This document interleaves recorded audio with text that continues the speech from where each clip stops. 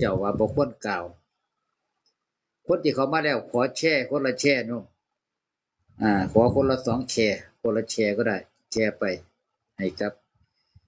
ญาติโยมลูกเต้าเหลาหลานได้ฟังได้ฟังองค์สมเด็จพระสัมมาสัมพุทธเจ้ากล่าวว่าวาจาซึ่งไร้ประโยชน์ ก็บ่ควรเว้าบ่ควรพูดวาจาที่ไร้ประโยชน์ก็บ่ควรเว้าบ่ควรพูดพระพุทธเจ้าเพิ่นตรัสไว้อันนี้หมายความว่าจังได๋โยมพ่อโยมแม่หมายความว่าองค์สมเด็จพระสัมมาสัมพุทธเจ้ากล่าวว่าให้ทุกคนที่เกิดมาในโลกนี้รักษาวาจาส่วนมากบ่ค่อยรักษาวาจาเว้าไปจังหนึ่งแต่ว่าการประพฤติก็ไปอีกจังหนึ่งการปฏิบัติไปอีกจังหนึ่งบ่ทำตามวาจาที่เปล่งที่ลั่นไว้แต่เพิ่นบอกว่าให้ทุกคนเนี่ยจงรัก